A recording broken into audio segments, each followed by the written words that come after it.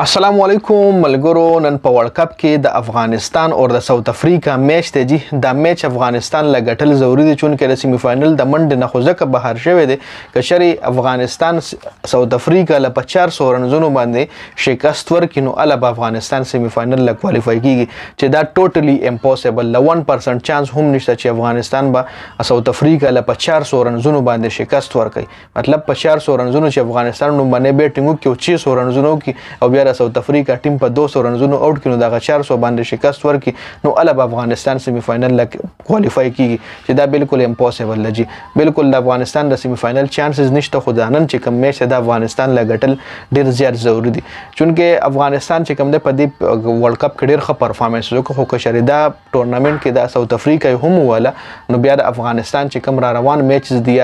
افغانستان پوزیشن بنور هم خوشي او بیا د څنګه چې استرالیا د افغانستان نه انکار کړو هم د استرالیا افغانستان ته وایي چې موږ سره سیریز وکړي ځکه چې د افغانستان به یو ښه پوزیشن جوړ شي په ورلد کپ کې یو چې سیمی فائنل یو خو زمونږ کوم مایند سیټ داس جوړ دی چې افغانستان د میچ باید نو پاکستان والا په خوشحالي کوي او چې پاکستان والا بل نو افغانستان والا په خوشاله کوي دا زمونږ مسلمانی ده دا زمونږ پښتونولي ده یو قسم د ډیر زیات افسوس راشي چې په دې سوشل میډیا باندې موږ ویډیو ګورو نو د دوړو طرفونو اور لګیدل دي او بس الله پاک دې پکې خیر واچي دا اور چې کوم دی د پښتنو د پاره نه دی خو بس الله پاک ته پکې مخ کې خیر واچي الله پاک ته اتفاقونه را نصیب کړي ډیره ګرانه خبره ده. اوس پر راشو جی د ساوث افریقا او د افغانستان تر اوسه پورې ون ډے میچ چې کوم دی صرف یو میچ شوی چې هم ساوث افریقا ګټل دي افغانستان د ساوث افریقا خلاف ګټه نشته دا سبا چې کوم نن چې کوم میچ د افغانستان او د ساوث افریقا نو دا په دویم میچ د دوه ټیمانو نو امید لرم چې افغانستان یو ګټي مونږ خو ګوره پښتانه یو پهله مسلمانان جو بیا پښتانه یو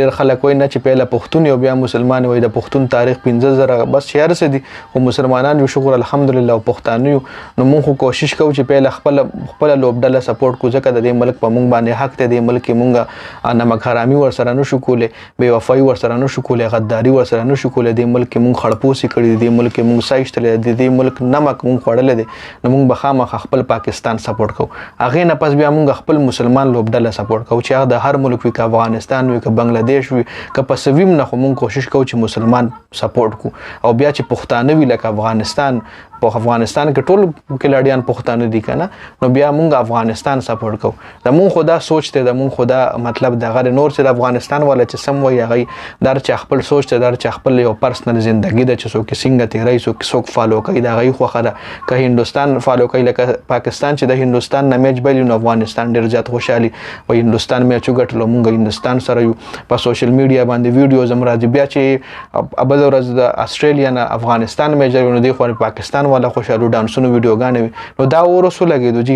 دا کرکټ په مونږ کې ډیر زیات نه اتفاقان راولي دا خو لو شروعات ته مخکې ګوره چې مخکې څه کیږي بس الله پاک دې مخ بار بار وایم الله پاک ته پکې خیر واچي او الله پاک دې زموږ پښتنو اتفاق نصیب کی کې نگرانه بشي ډیر زیاته نو دا اپډیټ سو جی افغانستان سیمی فائنل لا کوالیفای کېدو چانسز ډیر زیات کم دي او